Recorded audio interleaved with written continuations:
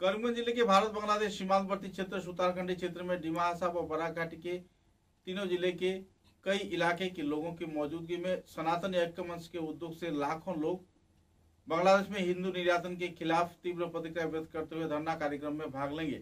इस संदर्भ में मंच की ओर से कानूनज्ञ शांतनु नायक ने पत्रकार सम्मेलन के जरिए विस्तारित जानकारी दिया। इस दिन के इस कार्यक्रम में धर्मानंद देव, राजीव नाथ, सौमित्र दत्त राय, मिठुन नाथ बधू से हस्तिगण मौजूद रहकर बांग्लादेश में हो रहे हिंदुओं के खिलाफ कार्रवाई के चलते तीव्र प्रतिक्रिया व्यक्त किया और धरना विक्षोभ कार्यक्रम के बारे में जानकारी दी।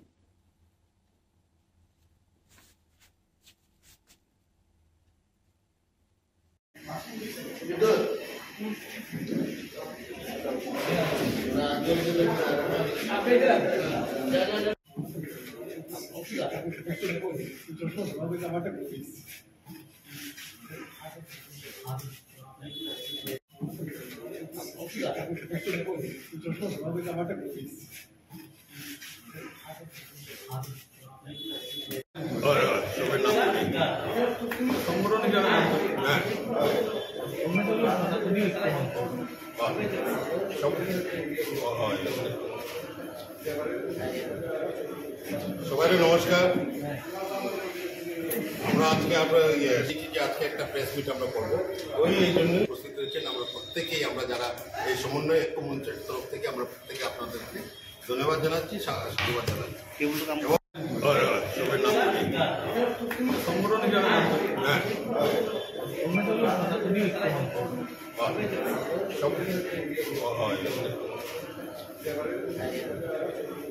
সবাই নমস্কার।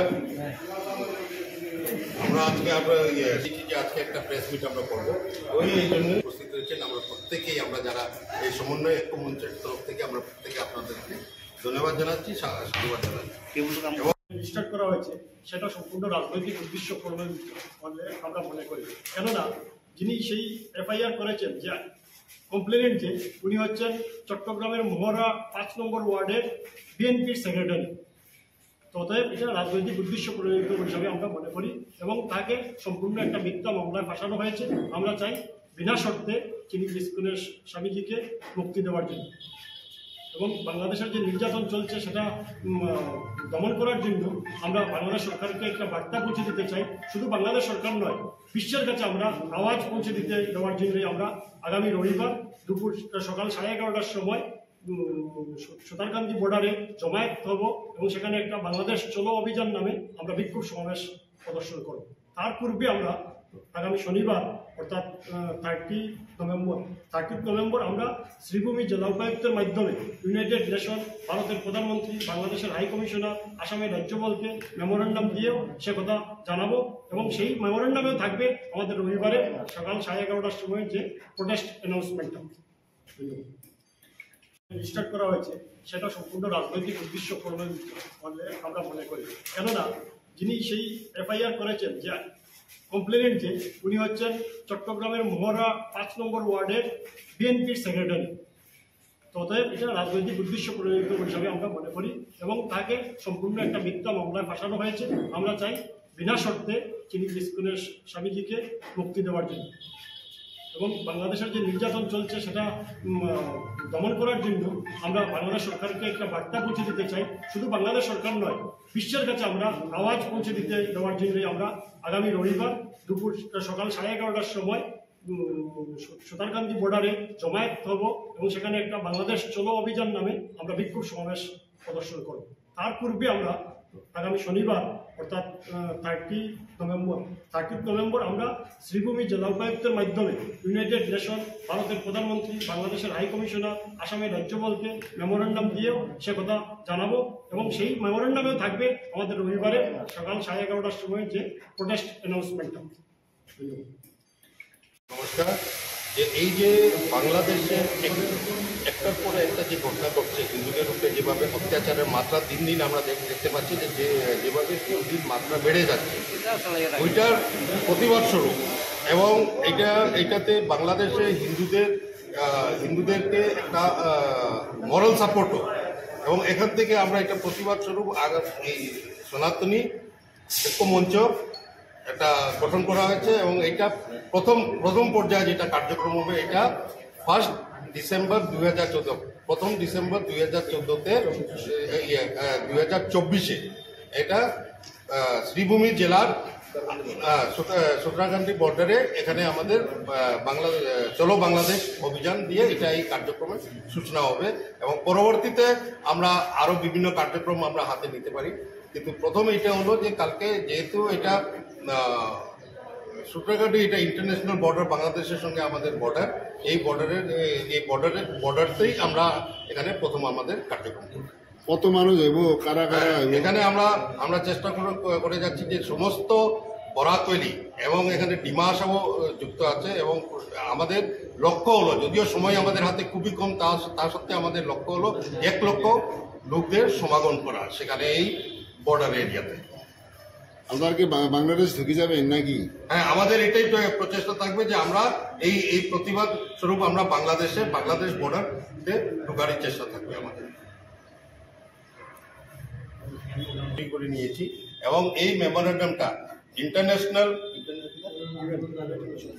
ইউনাইটেড নেশনসের কাছে একটা একই মেমোরেন্ডাম ইউনাইটেড নেশনের কাছে দেওয়া হবে। এটা আমাদের দেশের প্রধানমন্ত্রী, আপনাদের বাংলাদেশের হাই কমিশনার এবং প্রধানমন্ত্রী গভর্নর অফ আসামের কাছে এটা আমরা যেহেতু আমরা কার্যক্রম হবো রবিবারে, এই জন্য আমরা আগামী করলাম অর্থাৎ শনিবারে শ্রীভূমি জেলাতে এই জেলা উপায়ুক্তর মাধ্যমে এই আমরা মেমোরেন্ডামটা আমরা দেওয়ার চেষ্টা করব। দ্বিতীয় কথা হচ্ছে ভারতে আমরা মানে বলতে চাই যে শুধু বিবৃতি দিলে হবে না, এই যে কঠিন পরিস্থিতি হিন্দুদের উপরে যেভাবে অত্যাচার হচ্ছে, এই অত্যাচারের ফলস্বরূপ যে ভারত সরকারকেও কঠোর থেকে কঠোরতম পদক্ষেপ নেওয়া উচিত এবং বাংলাদেশকে বুঝিয়ে দেওয়া উচিত যে যেহেতু বাংলাদেশের স্বাধীনতার পিছনে সম্পূর্ণ ভারতের হাত ছিল, এই যে আজকে 50 বছর, শুধু 50 বছরে যদি ওরা ভুলে যায় এবং যেভাবে বাংলাদেশে জিহাদিরা যেভাবে নতুন প্রজন্মের মনে ভারতের বিরুদ্ধে যে মানসিকতা যেভাবে তৈরি করা হচ্ছে সেখানকে, এই ব্যাপারে ভারত সরকারকে একটা কড়ার থেকে কড়া পদক্ষেপ নেওয়া উচিত আমরা এটা মনে করি। এবং আমরা এটাও আহ্বান করছি এখান থেকে যে যতদিন পর্যন্ত হিন্দুদের উপরে বাংলাদেশে অত্যাচার এবং মঠ মন্দির উপরে যে অত্যাচার হচ্ছে, যতদিন এটা বন্ধ না হবে অতদিন আমরা প্রতিটি সনাতনীর কাছে আমরা এটা আবেদন রাখছি যে কোনো অবস্থাতে বাংলাদেশের যে কোনো পণ্য সামগ্রী আমরা যেন এখানে বয়কট করি, এটাও থাকবে আমাদের প্রতিবাদে। এবং একসঙ্গে এটাও বলতে চাই যে যারা নিজেদেরকে ধর্মনিরপেক্ষ বলে, সেকুলার বলে, এবং যখনই দেখা যায় যে হিন্দুদের উপরে যে কোনো কিছু হয় ওরা কোনো একটা বিলে ঢুকে বসে থাকে, এটা কেন? ওদের পরিভাষা থেকে ধর্মনিরপেক্ষ বলতে কি হিন্দুদের উপরে বারবার অত্যাচার হলে ওরা মুখ গুজে বসে থাকবে? এটাই নাকি ওদের নিরপেক্ষতা, ধর্মনিরপেক্ষতা? এটা আমরা জানতে চাই। আচ্ছা, ইসকনের ভূমিকা নিয়ে বিভিন্ন ধরনের প্রশ্ন উত্থাপিত হচ্ছে। ইসকনের সন্ন্যাসীকে তো প্রথমে দায়িত্বমুক্ত করেছে বাংলাদেশে, যেহেতু হিন্দুদের সপক্ষে কথা বলেছিলেন চিন্ময়কৃষ্ণ দাস, ঠিক আছে, আর বর্তমানেও ইসকন চুপ করে বসে আছে। ইসকনের ব্যাপারে আমরা কিছু বলবো না, এটা ইসকনের ওদের নিজস্ব ব্যাপার, এটা ইসকনে দেখবে। আমরা শুধু আমাদের এই সনাতনী ঐক্য মঞ্চের তরফ থেকে যা করা সেটাই আমরা করব। ইসকনের ব্যক্তিগত ব্যাপারে আমরা কিছু বলতে যাব।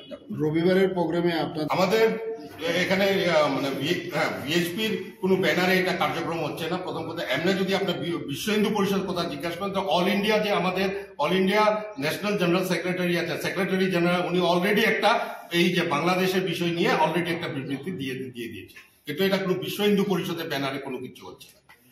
আচ্ছা, আপনি একটা কথা বলছেন থেকে অত্যাচার হচ্ছে, ভারত সরকারকে বাংলাদেশ সরকারের উপরে কূটনৈতিক যত বেশি চাপ বাড়াতে পারে এবং ইন্টারন্যাশনাল ফোরামে এই বিষয়টা তোলা উচিত। এই যে বাংলাদেশে হিন্দুদের উপরে দীর্ঘ প্রায় 2.5-3 মাস থেকে যেভাবে নির্যাতন হচ্ছে, এই ব্যাপারে ভারত সরকারের কাছে আমাদের আবেদন যে ভারত সরকার এই শুধু একটা বিবৃতি দিয়ে বসে থাকলে হবে না, এই ব্যাপারে তাদের সঙ্গে যে এক্সপোর্ট ইম্পোর্টের যে আছে এটার ব্যাপারেও করা এবং কূটনৈতিকভাবে বাংলাদেশ সরকারের উপরে যত ধরনের প্রেশার ক্রিয়েট করা যায় ইন্টারন্যাশনাল ফোরামে যদি যেতে হয়, এটা ইন্টারন্যাশনাল ফোরামে গিয়ে এটা করা উচিত।